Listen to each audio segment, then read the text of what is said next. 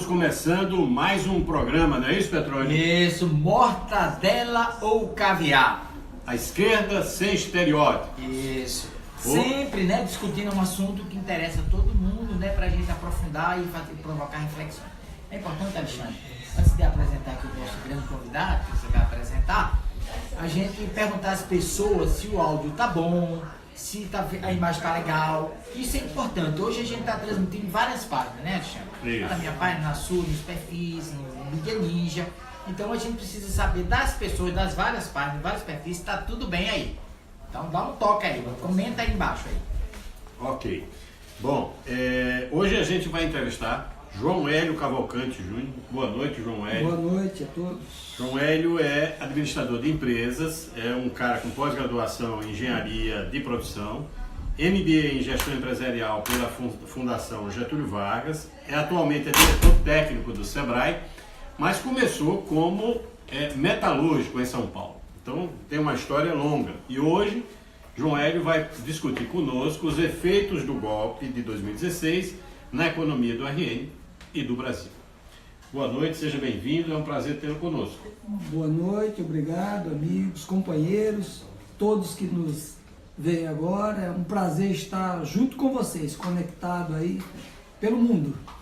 É isso, a gente tem, inicialmente a gente tem aquela rotina nossa das notícias. A gente tem alguma boa, A gente sempre está buscando notícia boa. Na verdade, ontem, né, nós tivemos um ato fantástico no Circo Voador, né, no Rio de Janeiro, onde uniu, né, na verdade, atos assim estão acontecendo, uniu a esquerda de um modo geral, né? Então, o ato de ontem teve o Marcelo Freixo, o Lula, Manu, enfim, o Boulos tem participado disso. Então, depois daqueles atentados, né, daquelas agressões do passado, né, houve uma frente antifascista. Isso é que tem novidade, né? E os grandes atos que estão marcados para amanhã, né, Alexandre? Amanhã nós vamos ter toda uma movimentação, tá? No sentido de garantir que a Constituição seja cumprida. Isso. Que a Constituição seja cumprida. A gente vai falar um pouco sobre isso, né, Alexandre? Na verdade, nós temos três importantes notícias. Além dessa de que Petróleo noticiou agora há pouco, de que houve um grande ato no Circo Voador ontem em favor da democracia, né? Estavam presentes o presidente Lula, membros do PCdoB, a candidata do PCdoB, Manuela Dávila, o candidato do PSOL, o Boulos, e pessoas representantes políticos, representantes do PDT, do PCO, de diversos partidos. Chico Buarque também estava, foi importante isso. Foi um ato vigoroso e um ato bastante simbólico, né? Mas nós tivemos essa semana uma notícia muito ruim do ponto de vista das perspectivas do desenvolvimento brasileiro. O governo leiloou os principais blocos da Bacia de Campos e entregou a um preço irrisório o barril de petróleo, né? A informação que se tem é que saiu a 0,84 centavos por cada barril. E um barril, para quem não sabe, tem mais de 150 litros, pelo menos essa informação que a gente buscou na internet. O barril de petróleo está cotado a $70 no mercado internacional. Isso é uma coisa preocupante porque na norma anterior que havia na questão da exploração do pré-sal, as pessoas não sei se sabem, mas havia um regime não de concessão, mas um regime de partilha, onde quem extraía o petróleo era obrigado a dar um percentual ao Estado brasileiro, e desse percentual, 25% iria para saúde e 75% para a educação. Isso. Né? Isso é muito importante, viu, Alexandre? Porque, na verdade, esse é o verdadeiro motivo do golpe, né? Na verdade, a ideia dos caras é realmente entregar tudo, né? Já teve o problema já do petróleo, querem entregar a água, querem, enfim, entregaram aí a empresa, né, brasileira de aeronáutica aí, né, Embraer, né? Isso. E estão querendo entregar a água, né? Esse é um problema muito sério, esse é um dos motivos do golpe que tem que estar no nosso dia a dia, na luta para evitar que isso aconteça, né? Que continue acontecendo e que possa ser revertido depois. Né? É importante que a gente entenda que quem faz política nesse país precisa colocar na agenda de que uma coisa fundamental para o ano que vem é a possibilidade de ter os plebiscitos revogatórios. Essas pessoas que estão fazendo isso precisam saber que poderão perder dinheiro se a população brasileira decidir que isso que estão fazendo está incorreto e isso é inadequado. Mas a outra notícia importante que a gente teve foi que essa semana uma parte, digamos assim, significativa, não pode-se dizer que é a maioria, mas uma parte significativa de promotores e juízes se posicionaram a favor da prisão em segunda instância. Eles iam fazer uma passeata, inclusive o Deltan Dallagnol, o Beato da Justiça, se prontificou amanhã a fazer jejum em oração. O ministro juiz Marcelo Bretas, que é outro juiz ativista do Rio de Janeiro, fez orações para que passe a prisão em segunda instância, que com isso quer se dizer que são favoráveis à prisão do presidente Lula. Curiosamente, esse mesmo ativismo judicial nunca se manifestou pela prisão de Eduardo Azeredo, em segunda instância, que já está perto de prescrever. Em setembro vai prescrever a perspectiva da condenação dele em segunda instância. Nunca houve essa, digamos assim, filigrana, mas contra o presidente Lula... Nunca suspenderam um pãozinho, né? Nunca suspenderam um pãozinho sequer. Na verdade, o que está chamando a atenção, Alexandre, é exatamente esse ativismo judicial, né? O judiciário, esse grupo de judiciário, ele passou a funcionar como se fosse um partido político. Isso. E não como... Muita gente tem dito assim, olha, não precisa jejuar, não precisa fazer nada, apresenta provas, né? Porque, na verdade, essa que é a questão de fundo, né? Querem criar um artificialismo, né? E forçar a barra. Além do julgamento relâmpago de Lula, né? A gente teve lá em Porto Alegre, Mortadelo Cardeal, vocês ajudaram, né? Agora vem com essa de querer forçar, misturar, evitar a decisão soberana do povo nas eleições. E um detalhe importante que as pessoas de casa precisam entender. A Constituição brasileira diz que ninguém poderá ser preso a não ser quando haja o trânsito em julgado. O trânsito em julgado é quando esgotam-se todas as condições de recurso da pessoa condenada. Então, a condenação do presidente Lula em primeira e segunda instância, a galope, como aconteceu pelo Tribunal do Rio Grande do Sul e pelo juiz Nulo, sem prova, na verdade é uma condenação esdrúxula, né? Para quê? Para evitar que Lula seja candidato nesse ano. É basicamente isso, não é por outra razão. Isso. Porque se fosse por indignação, as pessoas estariam indignadas de Temer ainda ser presidente, de Aécio, aquele que disse que mandava matar o primo, também esteja livre, de que o dono do helicóptero de 450 quilos de cocaína nunca tenha sido preso. Essas coisas todas que acontecem no judiciário brasileiro e que não causam indignação a uma parte da sociedade. Mas importante também é que o ativismo judicial também recebeu um contraponto. Isso a gente precisa dizer. Aproximadamente 3.000 juristas assinaram, não juízes, mas juristas, pessoas, operadores do direito, fizeram um documento em favor da garantia de que a Constituição seja cumprida.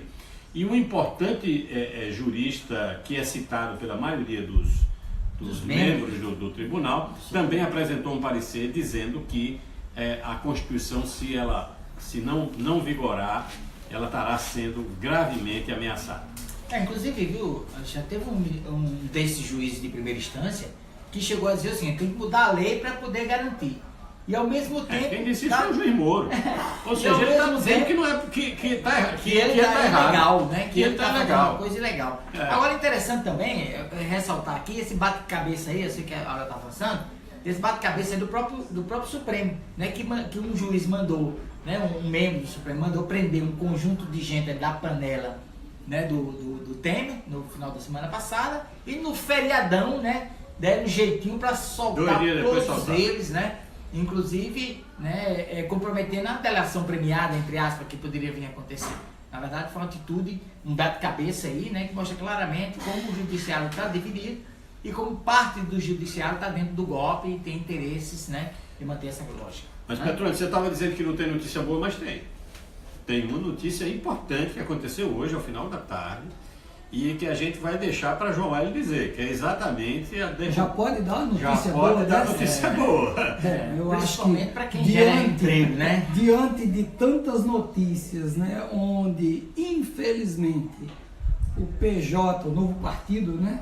O Partido da Justiça. Da Justiça, aqueles que rasgaram a Constituição, estão, né, praticando esse delito, porque isso é um crime, né? Tudo que estão fazendo com a Constituição, mas notícia boa é que hoje as micro e pequenas empresas, que correspondem a 98% das empresas existentes no país, tiveram a derrubada do veto, um veto que o presidente, que o governo golpista, né, enquanto deu benefícios, refis e benefícios para as grandes empresas ao longo principalmente do último ano e entrando por esse ano, benefícios e uma série de refinanciamentos, né? Ele vetou, o governo golpista, em dezembro, o refis para as micro e pequenas empresas, que é um plano de recuperação fiscal, dando prazo, isentando de algumas multas que são astronômicas, né? Enquanto as grandes, as médias empresas, muitas cadeias produtivas existentes no país, o agronegócio foi muito beneficiado durante o ano passado, em dezembro foi vetado. Pequeno não tem direito a nada. Nada. Então, vetou, o governo veta, e hoje houve essa votação, tanto no Congresso, na Câmara dos Deputados, no Senado, 53-0 contra, né, a medida do governo atual, e na Câmara 356 votos a 1, ou seja, isso mostra, né, não digo que todos aqueles que votaram com tanta consciência, mas pelo menos se fez justiça. Isso. Aqui de fato cria as condições econômicas de distribuição de renda junto aos pequenos produtores, não é isso?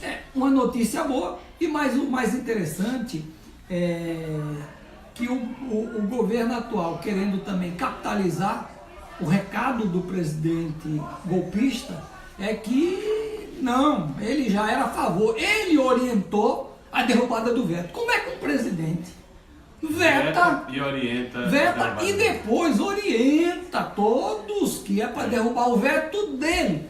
Eu nunca vi um negócio desse, mas existiu hoje. É uma sinalização, né? Não só de recuperação de uma coisa que seja justa, né? Na verdade, talvez, com certeza, tem muita injustiça quando se tratou das empresas petrolíferas, o agronegócio, quer dizer, trilhões foram perdidos nisso aí, né? Isenção até mesmo de jogador de futebol, coisas por aí, né? Além dessa correção, demonstra claramente a fragilidade atual, né, desse golpista, né, que tem um propósito, parece que ele já seguiu esse propósito e que agora está em xeque. Mas eu acho, Alexandre, que a gente poderia começar... Nós estamos atrasados. Aí da capacidade do nosso convidado aí, né? Na verdade, o governo Temer tentou dar um migué, né? Quando viu que ia perder, resolveu... isso é o que o popular chama de migué. Mas, João, a gente lhe chamou para que você pudesse falar dos efeitos na economia que o golpe proporcionou. Talvez fosse interessante, para um primeiro momento, para o pessoal de casa, dar uma historiada no que tem sido, o que foi a crise econômica, como ela se desengregolou de 2008, 2014 para cá e onde nós chegamos e por quê.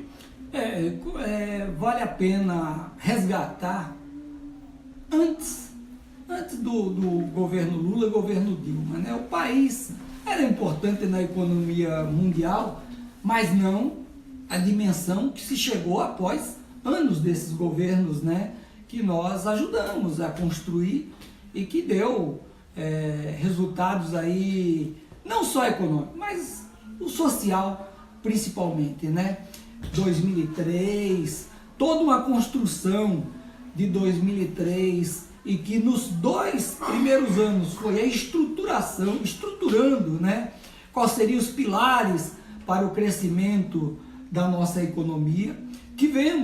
Iniciamos final de 2004, início de 2005 com resultados muito bons. Isso permitiu com que criássemos condições favoráveis, inclusive para empreender. As micro e pequenas empresas, pela primeira vez na história, o governo do presidente Lula criou uma lei para as micro e pequenas empresas, chamada Lei Geral das Micro e Pequenas Empresas, em 2006.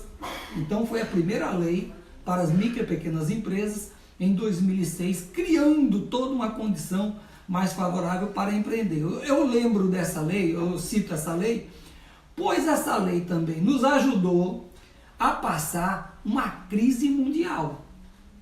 Que em 2008. Lula, em 2008, que o Lula muito bem colocou, que era uma marolinha, né?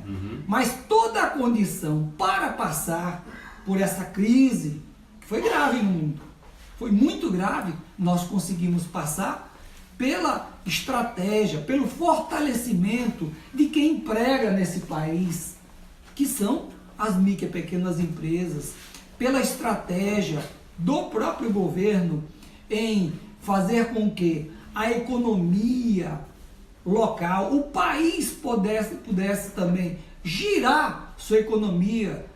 Foram muitos negócios criados e a economia ganhou robustez, se desenvolveu internamente, possibilitando, né, passar por esse momento difícil na economia mundial. Outro fato muito importante se deu em 2009, logo após, né, a saída de uma crise mundial, muitos ainda em crise em 2009, mas o próprio governo Lula também cria a figura do microempreendedor individual. O que é aquele que é ele, ou no máximo mais um empregado, que fatura por ano, no máximo por ano 80 mil reais por ano, mas isso também mudou a realidade de quem gostaria, quem tinha o desejo de empreender nesse país. E veja uma coisa, hoje, contando os números de hoje, aqui, vamos citar o Rio Grande do Norte, posso citar o país, mas estamos no Rio Grande do Norte, nós temos 160 mil empresas constituídas aqui, que estão no simples, são aquelas pequenas. Dessas 160 mil, mais de 160 mil, mais de 100 mil são microempreendedores individuais. Isso não existia. Esses 100 mil estavam na informalidade. Na informalidade. Então veja o ganho que se deu para a nossa economia. E dizer que passamos todo esse período, mas infelizmente, né, as condições impostas por Temer e seus aliados, e esse golpe, como nós estamos tratando de um golpe que foi dado no nosso país, fez com que toda essa construção fosse comprometida, que está comprometida até hoje. Até hoje, o cenário ainda muito difícil, mas nós ainda não estamos sentindo, né, a firmeza, a robustez daquilo que acreditamos que possa transformar o país. Então, 2014, meados de 2014, logo após a Copa, ou seja, governo Dilma já em campanha também, tudo que se fez foi contrário às reformas necessárias para que as coisas acontecessem no nosso país. Segundo semestre de 2014, nada aconteceu no Congresso. Entramos em 2015 com a crise brava também, nada se votou, nada aprovou, e isso fez, a grande maioria do Congresso e do Senado fez com que a crise hoje que nós estamos passando e sofrendo todos esses efeitos, eles são responsáveis pelo agravamento dessa crise. São responsáveis, não é indiretamente, não, é diretamente. Inclusive os parlamentares do Rio Grande do Norte? Muitos. Inclusive esses que votaram pela derrubada de Dilma, pelo impeachment da presidente Dilma, que até hoje nada foi provado. Aí sim, a clareza, né? Naquele momento muitos entraram. A população, a grande população, indo às ruas, vestindo o seu verde e amarelo, né? alguns histéricos. Olha aí. Veja. Não só a questão do impeachment em si, mas também as chamadas pautas bombas. Eu lembro bem que à época, ou seja, havia um incentivo a que se haviam projetos que o governo apresentava para melhorar a economia, para conter gastos, para isso, os caras iam lá e cortavam, boicotavam e criavam todas as condições necessárias para o agravamento. Me parece que é isso que aconteceu. Exatamente. E outra, jogar toda a culpa, né, no governo petista, seja de Lula, seja de Dilma, é uma incoerência, né? Eu acho que a história, nós não precisamos ir longe, né? Hoje nós já estamos, o povo já está vendo, está resgatando a história, está começando a entender. Espero que a grande maioria entenda com a maior rapidez, tenha, né, um pouco mais de sobriedade, para também, nós estamos num ano de eleições, das eleições, importantíssimo. Acreditamos que a história já está mostrando e nós temos muito aí que avançar ainda, né? Visto que, né, essa crise a nível, vamos lá, Brasil, imagine aqui no Rio Grande do Norte. Eu acho que o Rio Grande do Norte, antes de falar do Rio Grande do Norte, eu queria entender melhor essa questão, porque na verdade há muito, o governo, a Ponte para o Futuro, né? Ele o governo, inclusive, lançou um documento, a Ponte para o Futuro, dizendo que estava tudo errado e que tinha que arrochar, tinha que entregar, privatizar e um conjunto de coisas. Mas assim, há muitas vezes as polarizações artificiais, superficiais, coloca como se fosse questão de socialismo contra o capitalismo, coisas assim. E pelo que você falou, é o inverso. Na verdade, o governo Lula, o que ele fez foi ampliar o capitalismo, mas investir nas pessoas, nas pequenas empresas e tudo mais. Qual é a diferença essencial entre esses dois modelos? Eu acho que essa é uma questão importante para a gente compreender, até para entender aqui no Rio Grande do Norte, inclusive quem são os responsáveis aqui pelo Rio Grande do Norte, por esse processo de crise também. Nós temos o capital, o mercado financeiro, né? É muito fácil você observar no governo Lula e Dilma, né, o quanto se investiu na produção, sejam por meio no incentivo ao ambiente para empreender, mas sejam também vem por meio dos programas que foram criados. Cito só porque o nosso tempo é curto, mas o Minha Casa Minha Vida, por exemplo. Sim. O quanto movimentou a nossa economia. Sim. E toda a cadeia produtiva, isso da construção civil, isso fez com que tanta coisa acontecesse e beneficiasse. Os grandes foram beneficiados também, né? Nos últimos anos, as grandes empresas, nós temos grandes empresas aqui no nosso estado e no nosso país, e nunca se ganhou tanto dinheiro quanto nesse período. Então, o governo, né, Lula e Dilma, que se der socialista, é capitalista, é não sei o que, é um governo do desenvolvimento econômico e social. É um governo progressista e que fez as mudanças num sistema mundial, que a grande maioria, esse sistema, que as crises cíclicas irão se ocorrer, se repetir com maior ou menor gravidade, mas houve um trabalho muito importante e permitiu termos também toda essa condição, vamos dizer, capitalista, mas um capitalismo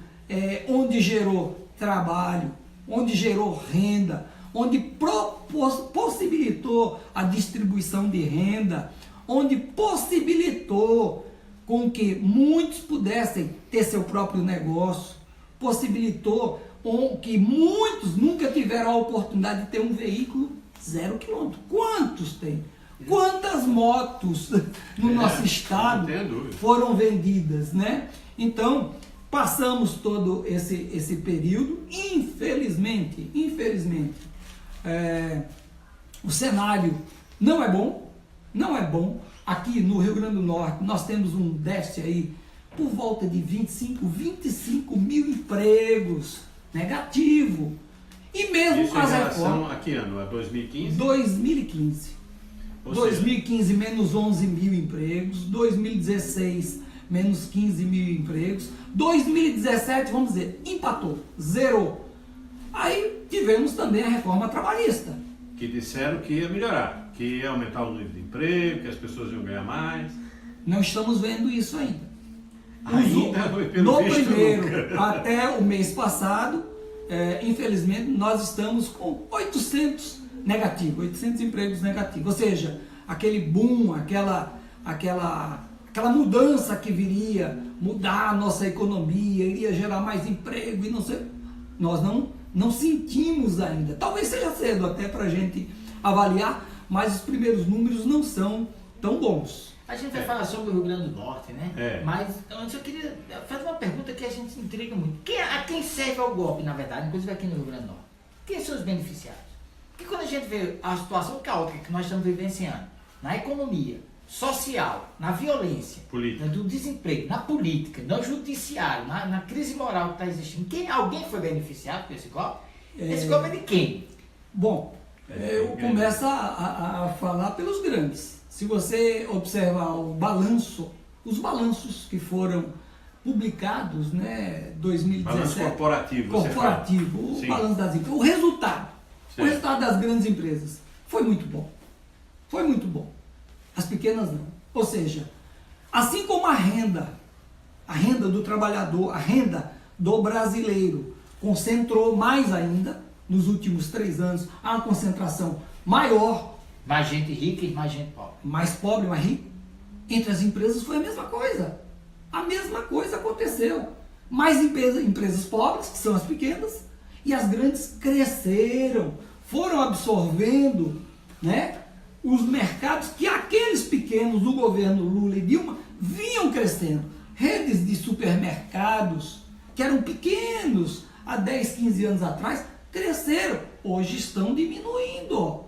Fechando, quebrando. E os bancos? Os bancos, né? Gessé Souza, que é um sociólogo importante no Brasil, ele diz uma coisa interessante: o que está em jogo é o controle do dinheiro do Estado. Na verdade, o que está em jogo, as pessoas ficam achando que a democracia é isso, é o que o Petrônio acabou de dizer, esse governo é comunista, porque a gente vê esse discurso tosco, né? Simplório. Não, porque Lula é comunista. Mas como é que o cara é comunista e quem mais ganhou dinheiro foram exatamente os grandes empresários? O que o Lula fez foi distribuir essa renda, fazendo com que pequenos empresários, microempresários também ganhassem. Criou empresas, né? Criou capitalistas, né? Criou capitalistas, né? Então, esse é o grande nó. Mas João, e do ponto de vista no Estado, como é que é a nossa situação? Porque eu estou preocupado porque a gente tem ainda mais 10 minutos de programa. Eu gosto até de lembrar, né? Eu tenho umas anotações aqui do Estado, eu sempre começo falando do Rio Grande do Norte, mas é uma terra muito boa, é um Estado muito rico, né? Eu nasci em Natal, morei 28 anos em São Paulo, voltei para Natal para empreender, montei empresas, né? Aqui, por acreditar no potencial desse Estado. E digo isso pois somos o primeiro ainda em petróleo em terra. Primeiro no país do petróleo em terra. Apesar de toda a política que estão fazendo, de desmonte, dos postos, do desinvestimento que está ocorrendo. Somos o primeiro em sal, 95% do sal brasileiro sai daqui. Temos a fruticultura em volume exportado. É o Rio Grande do Norte, né? É uma referência nacional. Fomos o primeiro na cassinicultura, no camarão. Perdemos um período para o Ceará, estamos recuperando devido à crise hídrica que tem no Ceará, mesmo na contramão, né, das medidas que o governo toma aqui nesse estado, que não facilita a vida de quem empreende. Somos o primeiro em energias renováveis, no caso da eólica. Temos uma área imensa, principalmente no Seridó do nosso estado, na área mineral. Inexplorado, são muitas riquezas. Temos um dos melhores aeroportos do país, no local estratégico, e recebemos uma herança divina, né? A natureza, o sol e o turismo, que poderia ter um potencial, né, poderia ser o principal indutor de desenvolvimento do nosso estado, poderia ser o turismo e deveria ser, mas não é. Falta uma política, falta investimento. E aí eu lhe pergunto, se a gente tem esse potencial todo, por que que a gente enfrenta a crise econômica que parece mais agudizada no Rio Grande do Norte do que nos outros estados? As pessoas me perguntam, a minha opinião é uma única. Nós temos o Nordeste, nós temos estados parecidos com o nosso, estados inclusive mais pobres que o nosso, quando nós, essa série, né, não tem essas de coisas. riqueza, tudo isso que nós temos aqui. Aí fala, pô, faltou, competência, é falta de vontade política ou é falta de competência política? Ou as Ao duas meu coisas. ver, ou as duas coisas. Eu acredito muito mais na competência, porque a vontade, estamos cheios de políticos que dizem que a maior vontade é transformar, mas nem sabem muitas vezes como fazer a transformação do nosso estado. Não sabe ou não tem o desejo, ou pelo menos, né, existem as amarras que não permitem também fazer as reformas necessárias. Estamos no período eleitoral. O próximo governo tem que ser um governo reformista. Tem que mexer na ferida. Tem que ir lá a fundo. Tem que botar a cara. Vai tapa de cá, tapa de lá, mas tem que criar um ambiente para que tudo isso que nós falamos sobre o nosso estado aconteça. E não assim como houve um boicote lá atrás no governo Dilma, a partir de 2014, que nós começamos agora, a recuperação é lenta no país, no nosso estado será muito mais lenta ainda. Porque além da crise nacional, nós temos uma crise imensa no estado rico, que é diferente de uma Paraíba, que é diferente de outros estados do Nordeste ou do nosso país. Então a nossa crise não se resolverá, a crise do Rio Grande do Norte, num passe de mágica, não. Haverá muito sacrifício. Então, eu acho que vale a pena a gente fazer uma reflexão sobre isso, porque esse ano é um ano de eleição e você está dizendo o seguinte, olha, a oportunidade do Rio Grande do Norte de pegar essas riquezas e transformar isso em desenvolvimento, mas para isso você fala, precisa ter competência e precisa ter decisão política para isso. E na eleição se cria toda uma fantasia, né? Então, de repente, alguém vai dizer assim, eu sou a favor da educação, e lá no Congresso congelou 20 anos, né? Eu sou a favor da democracia e votou no golpe. Então, na verdade, qual é assim, a mensagem que a gente tem nesse sentido? Quais os desafios que as pessoas que estão assistindo a gente aqui do Rio Grande do Norte têm para reverter isso? Esse estado é muito rico, parece que até que essa riqueza é quem fez a gente se atrasar, né? Talvez faltou planejamento, faltou interesse e faltou uma crise, digamos, social que levasse uma oposição responsável chegar ao governo. Então, o Rio Grande do Norte ainda é o estado que carrega oligarquias, né? Então, assim, essa mensagem que você tem, o que você tem a dizer para as pessoas, né? Porque não adianta só a gente diagnosticar, mas tem que dizer qual é a mensagem. Nós queremos construir um novo país, um novo Rio Grande do Norte. O que a gente tem que fazer? Em primeiro lugar, fazer as escolhas certas. Mas para fazer as escolhas certas, conhecer a história daqueles que estão colocando seus nomes à disposição. E muito importante resgatar, além da história desses, né, avaliar que atitudes, que postura, que decisões, quais foram as iniciativas, mas principalmente no momento que foi necessário um embate mais forte, ou uma decisão, ou um voto que houvesse, né, um favorecimento para o povo ou para o país e não fizeram, né? Esse é o momento mais oportuno para que possamos repensar esses votos que estaremos digitando lá na urna eletrônica. Nós temos um grande problema também, voltando, né, aqui ao Estado, onde para você transformar a realidade numa situação, de um Estado com uma situação tão complexa, primeiro, aquele que os gestores, os deputados, primeira coisa, não tem que ter as amarras, né, que a gente observa muito bem durante uma votação ou durante uma decisão amarga, uma decisão justa que tem que ser tomada e não tem a coragem de tomar. De duas uma. Ou também está, né, em conluio com aquilo, ou realmente não tem competência. Não tem competência. Ou eu até tem uma coisa muito interessante, né? Recentemente tem se falado muito sobre o auxílio moradia, né? O auxílio moradia. Aí todo mundo fala do auxílio e os juízes dizem: é legal, está sim, tem leis, tem isso. É legal, mas é imoral.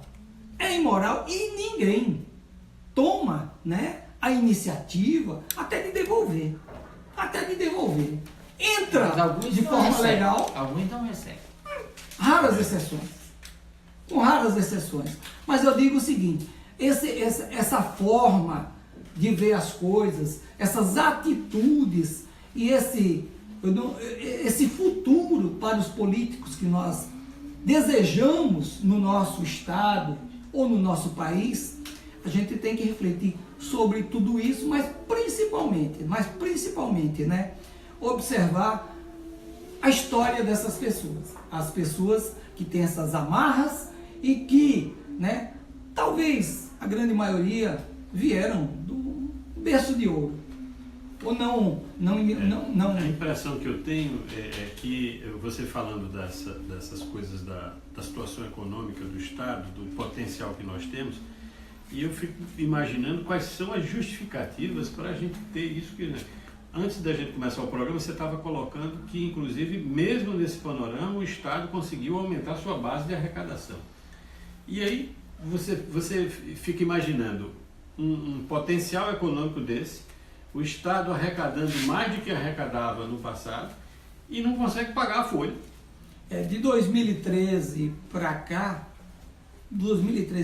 o Estado, a arrecadação de ICMS cresceu, vamos lá, o crescimento nominal, quase 30%, ou seja, o Estado arrecada muito bem, do Rio Grande do Norte, o ICMS, a arrecadação de ICMS nos últimos anos cresceu, nunca foi negativo, acima da inflação, sempre crescendo, ou seja, a máquina arrecadatória do Estado é muito boa, é muito eficiente, tem que tirar o chapéu, né, para a forma como estão, tirar o chapéu no sentido de sabem arrecadar, Inclusive, não sabem gastar, né? Não sabem gastar, ou gastam, né, de forma inadequada, quando nós pagamos, né, milhões no judiciário, no legislativo, tá lá, tá na lei, mas não permite. Mas só para concluir aqui meu raciocínio.